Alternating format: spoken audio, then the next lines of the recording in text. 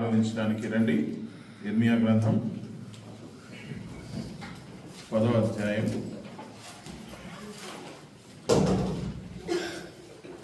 16వ వచనం మనం అందరం కలిసి చదువుతాం. ఇర్మియా గ్రంథం 10వ అధ్యాయము 16వ వచనం. అందరూ తీసినట్లయితే నెమ్మదిగా అందరం చదువుకుందాం. యాకోబునకు స్వాస్థ్యమగువాడు వాడు కాడు, ఆయన సమస్తమును నిర్మించువాడు.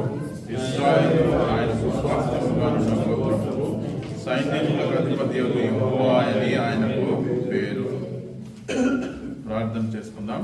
పరలోకమందు దేవ, పరిశుద్ధమైన తండ్రి, ఈ సంవత్సరంలో చివరి ఆదివారంలోకి నువ్వు మమ్మల్ని అందరినీ ప్రవేశపెట్టినావు. ఆ ప్రేమకే నీకు స్తోత్రములు చెల్లించుకుంటున్నావు. నేను ఆరాధించడానికి ముందు నీ యొక్క లేఖనముల ద్వారా నువ్వు మాకు ఏమై ఉన్నావనే విషయాన్ని తెలుసుకొని నేను ఆరాధించడానికి మాకు సహాయం చేయండి. మాతో మాట్లాడమని వేడుకుంటున్నాను. ప్రభువా, నీవే మా దేవుడవు, మా రక్షకుడవు, మా విమోచకుడవు. అనుదినం మమ్మల్ని నడిపిస్తున్నా ప్రభువా, కాపరిగా ఉన్నావు. నీకు స్తోత్రములు చెల్లించుకుంటున్నాను. వాక్యం ద్వారా మాతో మాట్లాడి నువ్వు మహిమ పొందమని, ఈ సమయం అంతా కూడా మాకు ఆశీర్వాదకరంగా చేయమని యేసుక్రీస్తు నామమున అడిగి వేడుకుంటున్నాం తండ్రి. ఇక్కడ మనం చదువుకున్న వాక్య భాగంలో నేను కాన్సన్ట్రేట్ చేసేది ఏంటంటే, ఆయన సమస్తమును నిర్మించువాడు, ఇశ్రాయేలు ఆయనకు స్వాస్థ్యముగానున్న గోత్రము, సైన్యములకు అధిపతి యెహోవా అని ఆయనకు పేరు. అయితే ఇది మనము దీన్ని ధ్యానించుకునే లేకపోతే దీని గురించి తెలుసుకునేటప్పుడు దానికంటే ముందు కొన్ని విషయాలు మనం చూసుకోవాలి, లేకపోతే అది మనకి అర్థం కాదు. ఎందుకంటే 16వ వచనంలో స్టార్టింగ్లో ఏమంటాడంటే, యాకోబునకు స్వాస్థ్యముగు వాడు వాటి వంటి వాడు కాడు. వాటి వంటి వాడు కాడంటే వేటి వంటి వాడు చూసినట్లయితే మనం ఇక్కడ 4వ వచనంలో చూస్తాం. 4వ వచనంలో 3వ వచనం చూసినట్లయితే, జనముల ఆచారములు వ్యర్థములు, అడవిలో ఉన్నప్పుడు చెట్టు నరుచినట్లయి నరకబడును, అది పనివాడు గొడ్డలతో చేసిన పని, వెండి బంగారముల చేత పనివారు దానిని అలంకరింతులు, అది కదలక ఎండునట్లు మేకులు పెట్టి సూత్తులతో బెగొట్టి దాన్ని నిలుపుదురు. ఇవన్నీ ఇక్కడ దేని గురించి మాట్లాడుతున్నాడు మనకు అందరికి అర్థమై ఉంటుంది. విగ్రహాల గురించి మాట్లాడుతున్నాడు. ఇశ్రాయేలీలంతా కూడా వారి యొక్క విగ్రహాలను చేసుకుంటూ దేవుడికి దూరం అయిపోయిన పరిస్థితుల్లో ఉన్నప్పుడు దేవుడు వాటి గురించి మాట్లాడుతూ ఇర్మియా ద్వారా చెప్తూ వస్తున్నాడు. ఏమంటున్నాడు? యాకోబునకు స్వాస్థ్యమగు వాడు వాటి వంటి వాడు కాడు. అవి ఎలా ఉన్నాయంటే చూడండి, 5వ వచనం చూడండి. అవి తాటి చెట్టు వల్ల తిన్నగా ఉన్నవి, అవి పలకవు, నడవనేరవు గనుక వాటిని మోయవలసి వచ్చెను. అవేంటి? పలకవంట, అవి నడవంట. వాటిని ఏం చేయాలంటే వాటిని మోయవలసి వచ్చింది. వాటికి భయపడుకుడి, అవి హాని చేయనేరవు, మేలు చేయటం వాటి వల్ల కాదు. వాటికి భయపడాల్సిన అవసరం లేదు. వాళ్ళు భయపడతా ఉన్నారేమో. అయితే ఏమంటున్నాడంటే చాలా స్పష్టంగా చెప్తా ఉన్నాడు, వాటికి భయపడాల్సిన అవసరం లేదు. ఎందుకంటే అవి నడవవు, వాటికి మాట నోరుండి కూడా పలకలేవు. వాటిని మీరే మోయాల్సి వస్తున్న పరిస్థితి ఉంటుంది. కాబట్టి వాటికి భయపడాల్సిన అవసరం లేదు అని చెప్తూ 6వ వచనంలో చాలా చక్కని మాట అంటున్నాడు. ఏమంటున్నాడు చూడండి, యెహోవా నిన్ను పోలిన వాడు ఎవడనూ లేడు, నువ్వు మహాత్మ్యం గలవాడు, నీ శౌర్యమును బట్టి నీ నామము ఘనమైనదాయను. మన ప్రభు అయిన దేవుడు మరి యేసుక్రీస్తు ప్రభువారుగా మన మధ్యలోకి వచ్చాడు. ఆయన గురించి ఇక్కడ చెప్తున్న మాటలు చూడండి, నిన్ను పోలిన వాడు లేడు. నిజంగానే ఆయన పోలిన వాడు ఎవడు లేడు. ఈ లోకంలో ఎంతో మంది దేవుళ్ళు దేవతలు ఉన్నారు. అయినా మన దేవుడు వంటి వాడు దేవుడు మరొకరు లేరు. చాలా యేసుక్రీస్తు ప్రభువారు రాక ఎన్నో సంవత్సరాల ముందే ఈ మాటలు అక్కడ మరి రాయబడుతూ వచ్చినాయి. చూడండి, ఆ విగ్రహాలు మనుషులు చేసిన చేతి పనులుగా ఉన్నాయి. మన బైబిల్లో చాలా సందర్భాల్లో వాటి గురించి రాస్తూ వచ్చారు. ఈ 4వ వచనంలోనే చాలా చక్కగా రాస్తూ వచ్చారనమాట. వాటిని అవి ఏంటంటే కదలక ఉంటాయంట, వాటిని అలంకరిస్తూ ఉంటారు. కానీ అవి పడిపోకుండా లేకపోతే వాటి గురించి మేకులు పెట్టి సుత్తులతో బెగొట్టి దాన్ని నిలుపుతారు. వాటి నిలబడడానికి కూడా వాటికి మరి స్థిరత్వం లేని, లేకపోతే అవి నిలబడడానికి కూడా సామర్థ్యం లేనివి. వాటిని వీళ్ళు ఏం చేస్తారంట? మేకులు కొట్టి నిలబెడుతున్నారు. అవి తాటి చెట్టు వల్ల తిన్నగా ఉన్నవి, పలకవు, నడవనేరవు. అందుకనే ఇర్మియా ఏం చేస్తున్నాడంటే ఇశ్రాయేల్ వారిని మరి నిజమైన దేవుడి వైపు వారి దృష్టి మరల్చడానికి ఇవన్నీ చెప్పుకుంటూ వచ్చి 16వ వచనంలో అంటున్నాడు, యాకోబు స్వాస్థ్యమగువాడు అటువంటి వాడు ఆడు. ఆయన కదలలేని పరిస్థితిలో లేడు. ఆయన నిత్య జీవం గల దేవుడు, ఆయన జీవం గల దేవుడు, ఆయన మాట్లాడేవాడు, ఆయన నడిచేవాడు, ఆయన సమస్తమును నిర్మించేవాడు. ఈ భూమిని లేకపోతే ఈ సృష్టిని ఆయన తన మాట చొప్పున ఆయన చేస్తూ వచ్చాడు. మనము ఆయన చేయబడిన ఆయన సృష్టిగా మనము ఉన్నాము. ఈ మనుషుల ద్వారా చేసిన వాటిని లేకపోతే ఈ వాక్యంలో చెప్పినట్టు మనుషులు దేనైతే చేస్తూ వచ్చారో అవి పలకలేని పరిస్థితిలో ఉన్నాయి, నడవలేని పరిస్థితుల్లో ఉన్నాయి. అయితే మన దేవుడు మాత్రం అలా కాదు. ఆయన మనల్ని చేస్తూ వచ్చాడు. మనుషులు చేసిన వాటిని కాదు మనం ఆరాధించవలసింది, మనల్ని చేసిన వాడిని మనము ఆరాధించాలి. ఆయన సమస్తమును నిర్మించిన వాడు. ఇది మనము గుర్తుపెట్టుకొని ఆయన్ని ఆరాధించవలసిన విషయంలో మొదటిది. ఆయన ఏంటంటే సమస్తమును నిర్మించిన వాడు. రెండవది చూడండి, ఇశ్రాయేలు ఆయనకు స్వాస్థ్యముగానున్న గోత్రము.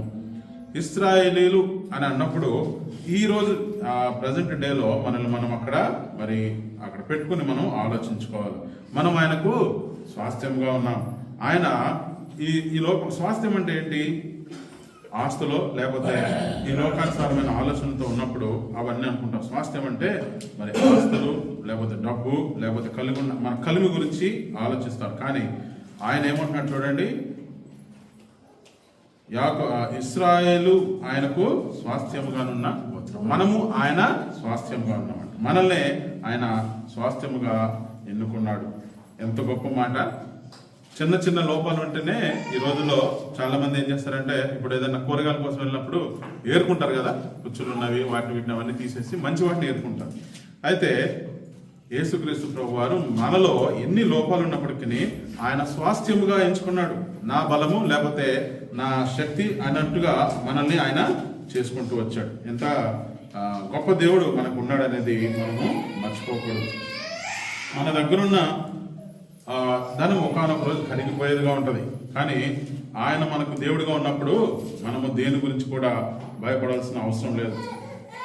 ఏదైతే మనము గుర్తింపు లేకపోతే నా దగ్గర ఇంత ఆస్తి ఉంది, లేకపోతే నా దగ్గర ఇంత ప్రాపర్టీ ఉంది, లేకపోతే నాకు ఈ పలానా కారు ఉన్నది, అంత బంగారం ఉందని చెప్పుకుంటా ఉంటాం.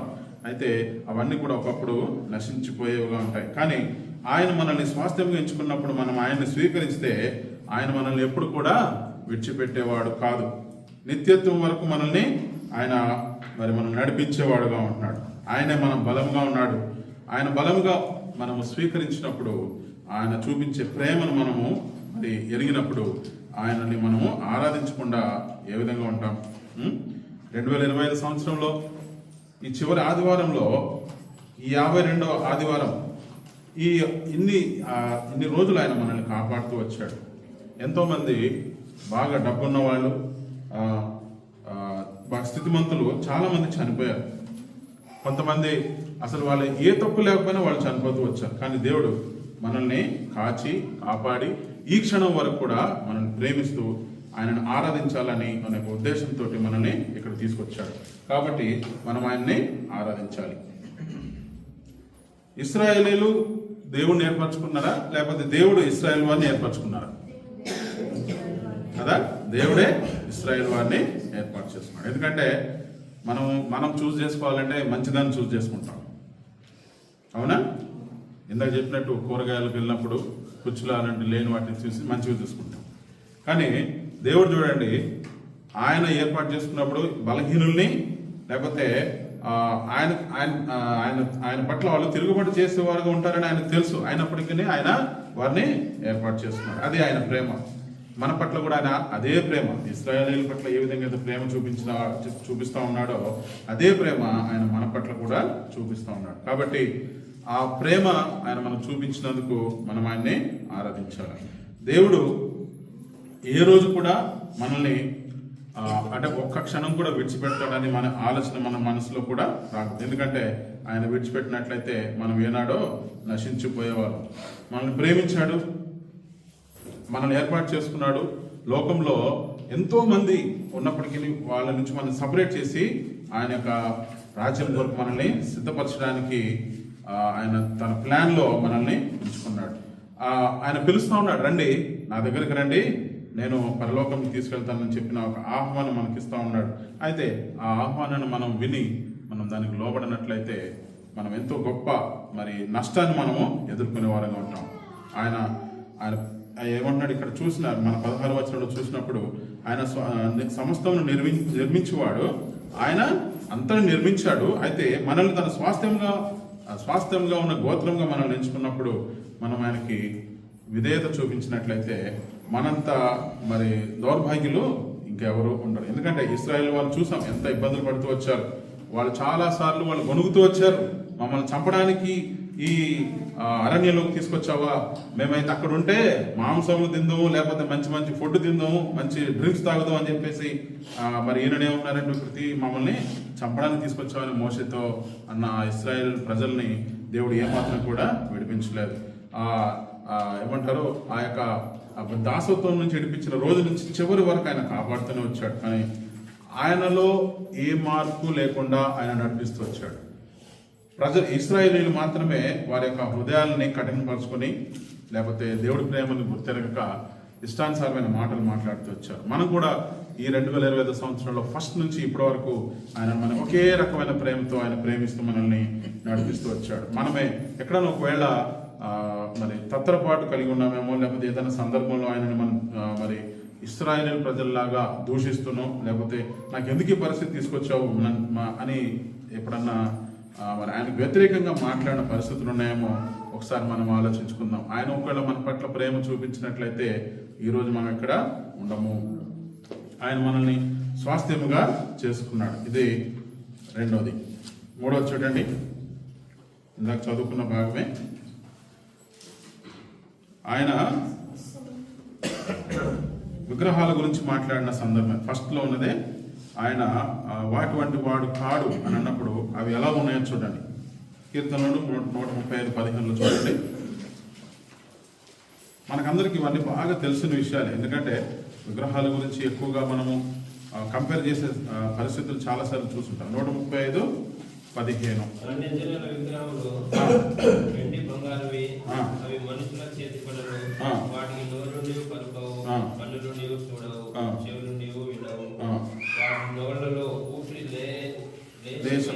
లేదు.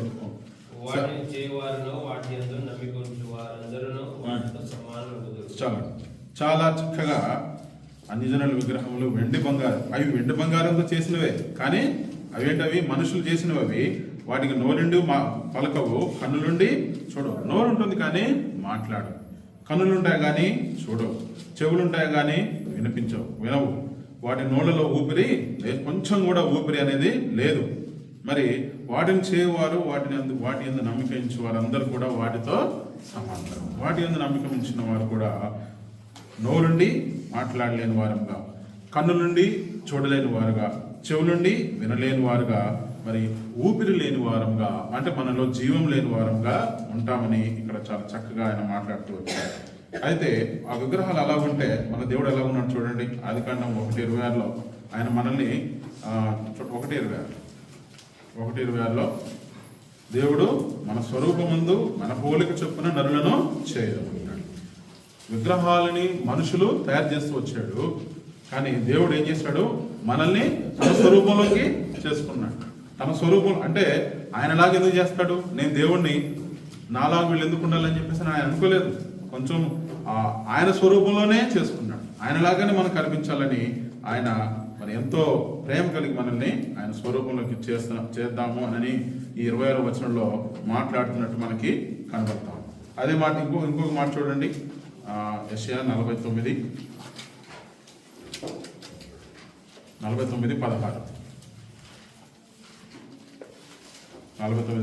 చూడము, నా చేతుల మీదనే నిన్ను చెక్కి ఉన్నాను, నీ ప్రాకారము నిత్యం నా ఎదుట ఉన్నవి. నా అరచేతుల మీదనే నిన్ను చెక్కాను. ఆయన మనల్ని చెక్కాడు, ఆయన మనల్ని చేశాడు. మనుషులు చేసినట్టు విగ్రహాల్లాగా చేయలేదు, మనలో జీవం ఉంచాడు. ఆయన మరి జీవాత్మ సంబంధమైన వాయును మన నాసికారంధ్రంలో మరి ఊదడం ద్వారా నరుడు జీవాత్మ ఆయను. అదే జీవము, అదే ఆత్మ మనలో దేవుడు ఈ రోజుకి కూడా పెడుతూ వచ్చాడు. అంత గొప్ప దేవుడు మరి ఆయన మనం ఆరాధించకుండా ఎట్లా ఉంటాం? చూడండి, ఇంకొక మాట, విగ్రహాలు మాట్లాడలేవు. ఇందాక చూసాం కదా అదే. అయితే మన దేవుడు ఏం చేస్తున్నాడు? మాట్లాడుతున్నాడు. ఇర్మియా 33:3లో నాకు మొరపెట్టుము, నేను నీకు ఉత్తరం ఇచ్చేదను, నీవు గ్రహింపలేని గొప్ప సంగతులను, గూఢమైన సంగతులను నీకు తెలియజేస్తాను. నాకు మొరపెట్టుము, నాతో మాట్లాడు, నేను నీకు సమాధానం ఇస్తానని చెప్పాను అంటున్నాడు. ఆయన మాట్లాడేవాడుగా ఉన్నాడు. విగ్రహాలు మాట్లాడలేనివిగా ఉంటున్నాయి, కానీ ఆయన అంటున్నాడు, పిలుస్తున్నాడు. ఆయన చెప్తున్నాడు డైరెక్ట్గా, నువ్వు నాకు మొరపెట్టు, నేను నీకు ఉత్తరం ఇస్తాను అంటున్నాడు. ఆయన మాట్లాడే దేవుడుగా ఉన్నాడు. మరి ఆయన మనం ఆరాధించకుండా ఏ విధంగా ఉంటాం? ఇంకో మాట చూడండి, హెబ్రీయులకు రాసిన పత్రిక 1వ అధ్యాయం 12వ వచనంలో,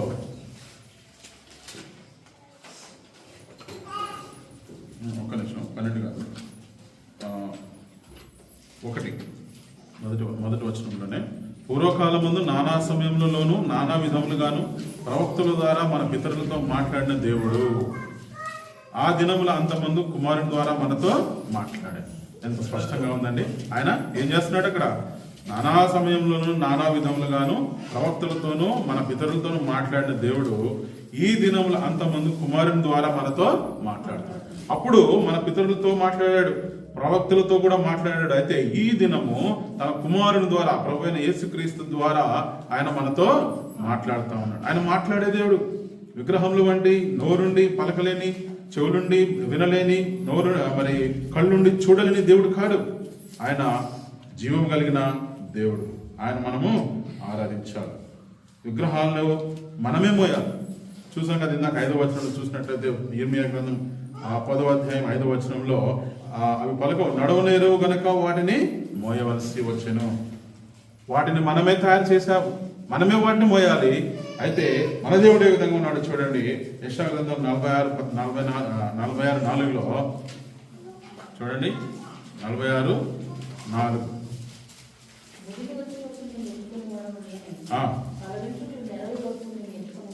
చాలు, ఆయన మనల్ని ఎత్తుకొని మనల్ని నడిపించేవాడుగా ఉంటాడు. మనం చేసిన విగ్రహాలు మనం మోయాల్సిన పరిస్థితిలో ఉన్నాం, కానీ మన దేవుడు పిలుస్తున్నాడు, రండి, నేను మిమ్మల్ని ఏర్పాటు చేసుకున్నాను, నేను మీ పట్ల ప్రేమ చూపిస్తున్నాను, మీరు నా రాజ్యంలోకి వారసులు, నేను మిమ్మల్ని ఎత్తుకొని నడిపిస్తాను. ఎప్పటి వరకు అంటున్నాడు? 1 గంట సేపా, 2 గంటలా, 1 వారమా, 2 వారమా? ముదిమి వచ్చే వరకు, ముసలోళ్ళు అయిపోయేంత వరకు, మన ప్రాణము పోయేంత వరకు కూడా ఆయన మనల్ని ఎత్తుకొని నడిపించేవాడుగా ఉన్నాడు. ఎంత గొప్ప దేవుడు అండి. కంపారిజన్ చూడండి, అవి వాటిని మనం మోయాలి, మనల్ని మన దేవుడు జీవం గల దేవుడు మనల్ని మోసేవాడుగా ఉంటున్నాడు. అవి మాట్లాడలేవు, మన దేవుడు మనతో మాట్లాడుతూనే ఉన్నాడు. వాటిని మనుషులు చేశారు, మనం చేసుకున్నాం. అయితే దేవుడు మనల్ని తన స్వరూపంలోకి మరి మనల్ని చేసిన వాడుగా ఉంటున్నాడు. ఆయన వాక్యం ద్వారా మాట్లాడిన దేవుడు, తన కుమారుని ద్వారా మాట్లాడిన దేవుడు, మరి పరిశుద్ధాత్మ ద్వారా కూడా మాట్లాడిన దేవుడు. ఎన్నో రకాలుగా ఆయన మాట్లాడిన దేవుడు. ఆ మాట్లాడే దేవుడు, జీవం కలిగిన దేవుడు నీకు నాకు ఈరోజు మరి దేవుడుగా ఉన్నాడు. మనకు రక్షకుడుగా మనల్ని ప్రేమించి, మనల్ని పిలిచి, మనకు రక్షణనిచ్చి ఆయనని ఆరాధించమని కోరుతా ఉన్నాడు. మనల్ని సృష్టించిన దేవుడు ఆయన ఆరాధించాలని ఆయన కోరుతా ఉన్నాడు. మరి ఈ విగ్రహాలకు ఆయనతోని ఏం పోలిక? అందుకనే 11 మనం చదివిన వాక్య భాగం 16 వచనంలో, యాకోబునకు స్వాస్థ్యమగు వాడు వాటి వంటి వాడు కాడు. వాటితో మనం ఆయనని కంపేర్ చేయలేం. వాటికి ఆయనకు అసలు ఏమాత్రము పోలిక లేదు. వాటిలో జీవం లేదు, ఈయనలో జీవం ఉంది. అవి మాట్లాడలేవు, ఈయనమా మాట్లాడేవాడుగా ఉన్నాడు. ఇది ఆయన మనకి ఏమై ఉన్నాడు అనేది ఇంకో విషయం మనకి మాట్లాడుతూ వచ్చాడు. చూడండి, ఆయన తన మాటతో సృష్టిని చేశాడు. ఇది మనం ఇందాక చూసుకున్నాం. మన గురించి తెలిసినవాడు, ఆయన సృష్టిని చేసిన వాడు అంటే మరి మన గురించి ఆయనకి కంప్లీట్గా తెలిసే ఉంటుంది. ఎందుకంటే ఇప్పుడు ఈ ట్రైపాడ్ ఉంది, ఈ ట్రైపాడ్ చేసిన మ్యానుఫ్యాక్చరర్కి అందులో ఎన్నెన్ని భాగాలు పెట్టారు, అది ఎంత ఉండాలి, అది ఎంత థిక్నెస్ ఉండాలి, దానికి ఎంత హైట్ పెడితే అది నిలబడుతుంది, ఎంత వెయిట్ మోస్తుంది, ఇవన్నీ సమస్తము ఆ మ్యానుఫ్యాక్చరర్కి తెలుసుంటుంది. అలాగే నన్ను చేసిన దేవుడికి మన గురించి మొత్తము తెలుసు. ఆ ట్రైపాడ్కి తెలియకపోవచ్చు తన గురించి, కానీ ఆ మ్యానుఫ్యాక్చరర్కి అయితే తెలుసు. మన గురించి మనకు తెలియకపోవచ్చు, మన గురించి దేవుడికి మాత్రము అన్నీ తెలుసు. మన హృదయాల్ని ఆయన పరిశోధించే దేవుడు. మన హృదయంలో ఏముందో మరి మనకు ఆలోచన పుట్టక ముందే ఆయన గ్రహించువాడుగా ఉన్నాడు. అంత గొప్ప దేవుడు ఈ లోకంలో ఉన్న విగ్రహాలతో ఎలా పోలుస్తాం మనం ఆయన్ని? ఆయన మనల్ని నిర్మించాడు కాబట్టి మనం ఆయన్ని ఆరాధించవలసిన వారంగా ఉంటున్నాం. చూడండి, ఆయన మనల్ని ఆయన స్వాస్థ్యంగా చేసుకున్నాడు. ఈ లోకంలో చాలా మంది అదే వాళ్ళు వెళ్ళే ఆ గుళ్ళకి గోపురాలకి వాళ్ళు వెళ్ళి బంగారము, డబ్బులు అవన్నీ కూడా వాళ్ళకి అర్పిస్తూ ఉంటారు, ఏదో కోరికలు కోరుతూ ఉంటారు. అయితే ఆయన మనల్ని స్వాస్థ్యంగా చేసుకుని కేవలం మన నుంచి ఏం ఎక్స్పెక్ట్ చేస్తున్నాడు ఆయన? చెప్పండి, ఆయన మన నుంచి ఏం ఎక్స్పెక్ట్ చేస్తున్నాడు? కేవలం మనము ఆయననే ఆరాధించాలంతే. అంతకుమించి ఆయన గొప్పగా ఆయన్ని ఏమంటారు, వేల కిలోమీటర్లు నడుచుకుంటామని చెప్పలేదు, లేకపోతే కొండలెక్కమని గుట్టలెక్కమని చెప్పులు లేకుండా తిరగమని ఏ విధమైనటువంటి కండిషన్స్ పెట్టలేదండి. కేవలం మన హృదయంతో, ఆత్మతో, సత్యంతో ఆయనని ఆరాధించమని మాత్రం ఆయన కోరుతూ వచ్చాడు. మనం నిర్మించిన వాడు, మనల్ని స్వాస్థ్యంగా చేసుకున్నవాడు ఆ మాత్రం ఎక్స్పెక్ట్ చేయలేడు. ఆయనకు అధికారం లేదా మనల్ని ఆరాధించమని అడగడానికి? కాబట్టి ఆయన్ని మనము ఆరాధించవలసిన వారంగా ఉంటున్నాం. చూడండి, ఇంకో మాట, ఇది మనం చదువుకున్న భాగంలోనే, సైన్యములకు అధిపతి యెహోవా అని ఆయనకి పేరు. ఆయన మామూలు దేవుడు కాదు, సృష్టిని చేసిన దేవుడు. సైన్యములకు అన్నిటికీ కూడా ఆయన అధిపతిగా ఉన్నాడు. ఆయన సైన్యములకు అధిపతి, తన ప్రజలను కాపాడువాడు. ఈ సృష్టి మీద ఆయనకి సార్వభౌమాధికారము ఉన్నది. దేవదూతలు, రాజులు, రాజ్యాలు, ఈ ప్రజలు, వీటన్నిటి మీద ఆయనకి అధికారం. అందుకనే ఆయనకి మరి సైన్యములకు అధిపతి యెహోవా అని ఆయనకు పేరు. ఒకసారి చూడండి, దానియేలు 4:35 ఒక మాట. దానియేలు 4:35.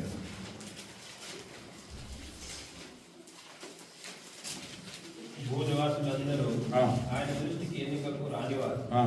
ఆయన పరలోక సేనలను భూనివాసులను చిత్తము చొప్పున జరిగించువాడు. చాలు. ఆయన పరలోక సేనలేడలను భూనివాసులేడలను తన చిత్తం చొప్పున జరిగించువాడు. పరలోక సేనల పట్ల, ఈ భూలోకంలో ఉన్న మన పట్ల ఆయన చిత్తం చొప్పున జరిగించడానికి ఆయనకు సార్వభౌమాధికారం ఉంది. ఆయన ఎవరు క్వశ్చన్ చేయలేరు, ఎందుకంటే ఆయన సర్వశక్తిమంతుడు, సార్వభౌమాధికారం కలిగిన దేవుడు. యేసుక్రీస్తును తండ్రి అయిన దేవుడు మన కొరకు పంపాడు. ఆయనే సృష్టికర్త, ఆయనే మాట్లాడేవాడు, ఆయనే రక్షించేవాడు. చూడండి, నేను త్వరగా కొన్ని రిఫరెన్స్ చెప్తాను. చూడండి, యోహాను సువార్త 1:3. మనం ఇప్పుడు చదువుకున్న వాక్య భాగాన్ని మనం నూతన నిబంధనతో మనం ఒకరు కంపేర్ చేసినప్పుడు చూస్తే ఆయన సృష్టికర్త. చూడండి, యోహాను సువార్త 1:3 కలిగి ఉన్నది ఏది ఆయన లేకుండా కలగలేదు, ఆయన ద్వారానే. చూడండి, ఆయన మాట్లాడేవాడు. యోహాను సువార్త 7:46 ఇందాక చదివినట్టున్నాం, మరొకసారి చదువుదాం. 7:46. మనుష్యుడు మాట్లాడినట్లు ఎన్నడూను మాట్లాడలేదనిది. ఇక్కడ ప్రభు యేసుక్రీస్తు వారి గురించి మాట్లాడుతూ ఏమన్నారంటే, ఆ బండ్రోతులు ఏమన్నారంటే, ఆ మనుష్యుడు మాట్లాడినట్లు ఎప్పుడు ఎవరు కూడా మాట్లాడలేరు. ఆయన మాట్లాడే దేవుడు.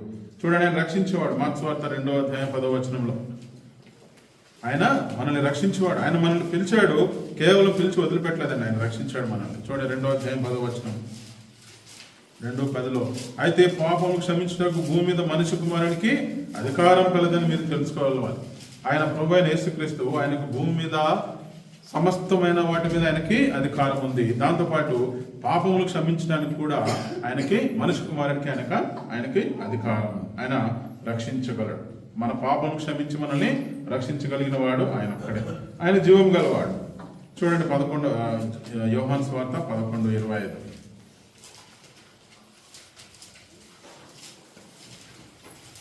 అందుకు యేసు పునరుత్థానమును జీవమును నేనే, ఆయన విశ్వాసం ఉంచాడు చనిపోయినను బ్రతుకును. ఆయన జీవం కలిగిన దేవుడు. డైరెక్ట్ గా చెప్తున్నాడు, పునరుత్థానము జీవమును నేనే. ఎవరు కూడా ఎటువంటి స్టేట్మెంట్స్ ఈ భూమి మీద లేకపోతే సృష్టిలో ఎవరు కూడా అంత డైరింగ్ గా ఇచ్చిన వారు ఎవరు లేరు. ఆయన మాత్రమే ఇవ్వగలడు. ఎందుకంటే ఆయన నిజమైన దేవుడు, ఆయన జీవం కలిగిన దేవుడు. ఆయన పునరుత్థానం, ఆయన మరణమును జయించి లేచిన వాడు. చూడండి, మన భారం మోయవాడు ఆయన.